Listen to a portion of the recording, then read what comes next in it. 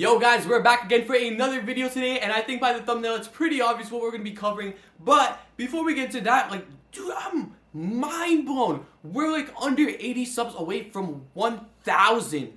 That's insane, dude. What?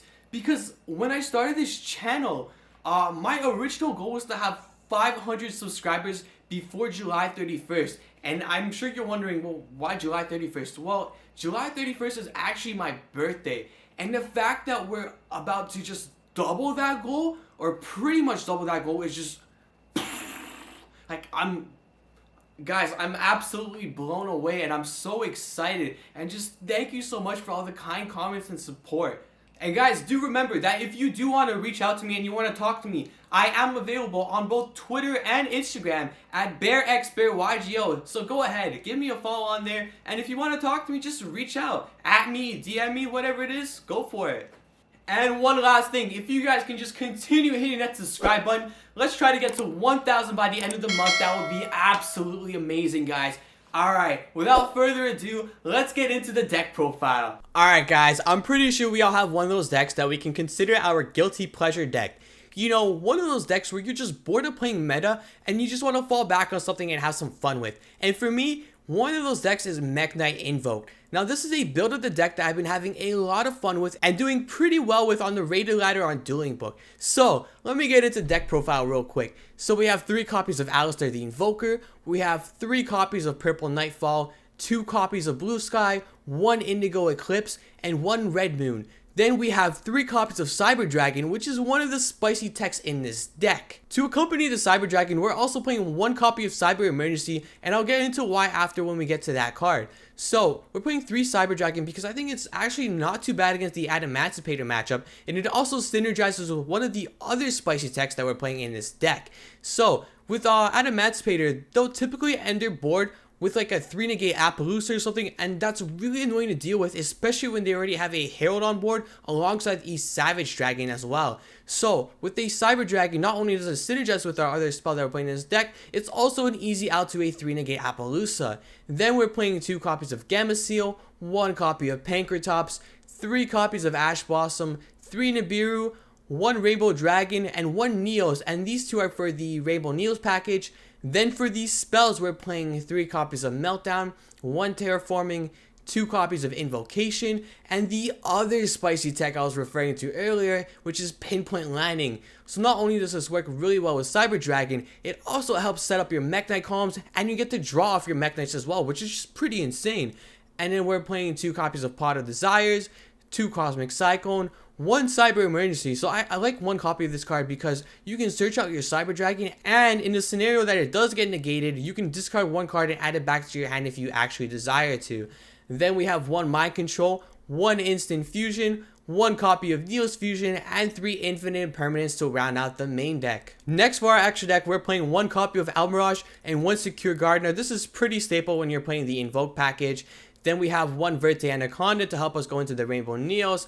Then we have 1 Nightmare Cerberus and 1 Nightmare Unicorn. The reason I opted to play Cerberus instead of Phoenix is because there are a lot of combo decks in the meta at the moment, and I feel like clearing a special summon monster will probably come up more than a Nightmare Phoenix. So we're also playing 1 BLS. We're playing 1 Axis Cold Talker, which is insane. 1 Borosaur Dragon. And then for the Invoked engine, we're playing 1 Purgatrio, 2 Mechaba, and we're playing one of the new Invoke monsters that came out in Eternity Code. Then for our Instant Fusion target, we have the Restrict, we have 1 Mega Fleet for the Cyber Dragon package, and we have 1 Rainbow Neos for the Rainbow Neos package. Then for our side deck, we have the 3rd copy of Gamma Seal, 3 copies of Sphere Mode, the 3rd copy of Cosmic Cyclone, 3 Dark Ruler No More, 3 Evenly Matched, 1 Red Reboot, and 3 copies of Tikaboo for when we are made to go first. Alright guys, that wraps the deck profile. Let me get into a replay and show you guys this deck in action.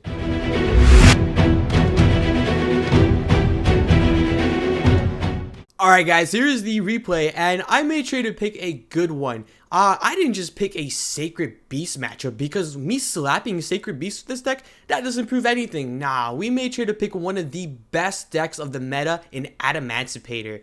So, we did win Rock, Paper, Scissors, and we are choosing to go second.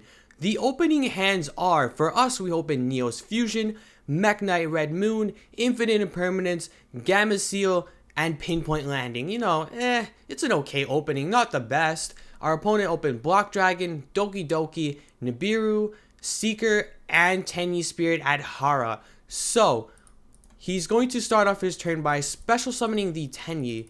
Then he's going to proceed to normal summon the Doki Doki, activate the Doki Doki effect to discard and special from the deck. I didn't want to imperm this because I didn't know what the rest of his hand was. He can still go into Needle Fiber. Perhaps he had another Adamantipator in his hand.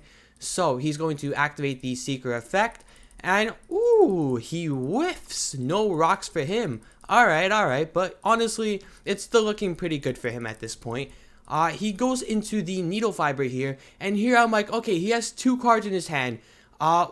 There is a chance there is another Adamantipator in there, but what are the odds that he has Block Dragon? So I figured that Infinite Impermanenting the Halki Fibrax here was the correct play, and what do you know, he has the Block Dragon, so he literally has everything at this point. So he goes into the Appaloosa, he has the 3 negates on it, he searches the Researcher, another copy of Seeker, and Gigantus. So he's going to special summon the Gigantus. He's going to special summon the Researcher. He's going to be activating the Researcher effect, and this time he hits a rock. Yeah, whiffing twice in a row with this deck is almost impossible. So, now he's going to go into the Raptite, activate the Raptite effect. He's going to get himself another rock. This time he's opting to get the Crusader. Alright, and then from there, he's going to summon the Seeker. Now remember, he summoned the last one off of Doki Doki, so he didn't already use the special summon. Then he's going to go into the Savage. He's going to target the Halki Fibrax to get the 2 negates. And then he's going to opt to go into the Dweller. And I think he went for this because I did make him go blind first. So maybe he was kind of worried that I had some graveyard effects. Maybe he thought I was playing like some Ghost Second Orchis. Who knows what he thought I was playing. But he uses the Dweller effect. We immediately Gamma Seal the Savage just to get rid of that. We want it under the Appaloosa in case we do draw into another Mekk-Knight. We activate Pinpoint Landing under the Dweller. We special summon the Red Moon. And now we get the draw off of the landing. And we get Nibiru.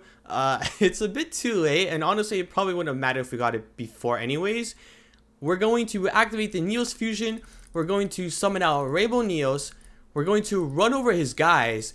And, you know, it doesn't seem too bad because he still has Block Dragon to Rave. But thankfully, Rainbow Neos is absolutely busted. So all we have to do is mill a card off the top of our deck. And we get to shuffle his entire graveyard back into his deck. So all his Rock Monsters and his Block Dragon. Which means this guy really needs to top deck something to have any chance of doing pretty much anything.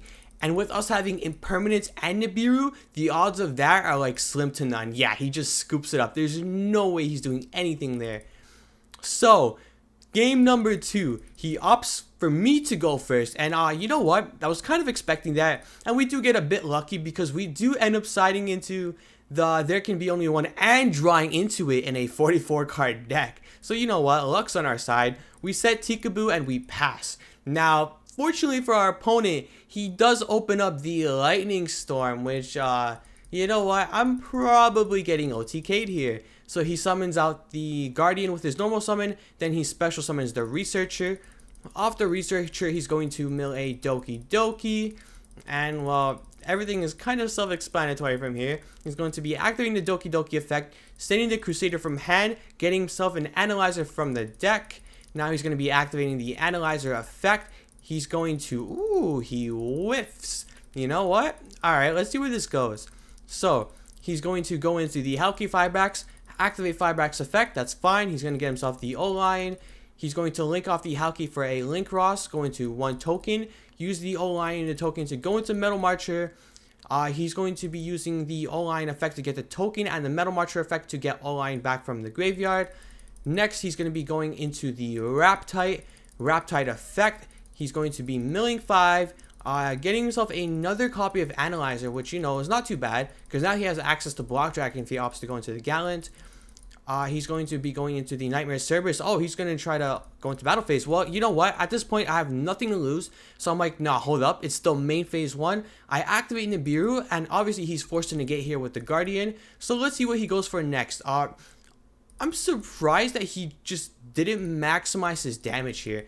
He goes for Union Carrier, he gets the Block Dragon, and that's the end of his main phase. He goes to the battle phase, swings with the Raptite, swings with the Union Carrier, and swings with the Analyzer. And, well, I'm still left with 2,300 life points. I draw into another Gamma Seal, which, you know what, isn't the best draw, but it also isn't the worst. We're sitting on a Blue Sky. He doesn't have Ash, so we immediately get to add 2 Mekk-Knights from our deck to our hand. We set the Invocation, we summon the Indigo, we use the Indigo effect to move it. Next, we bring out the Purple Nightfall, and yo, we have enough to go into a Predaplant here. So we get the Verte Anaconda, and luckily, he didn't maximize on his damage last turn, which means we have enough life points to activate the Anaconda effect.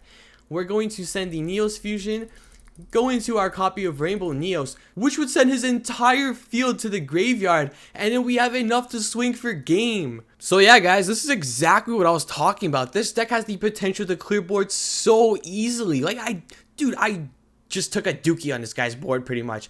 Although I didn't get to show the Cyber Dragon action here, you can probably see how it would have served the same purpose in getting the Appaloosa off the field in game 1 and getting the draw off of Pinpoint Landing. And that's exactly why Cyber Dragon is so useful against the Rock deck.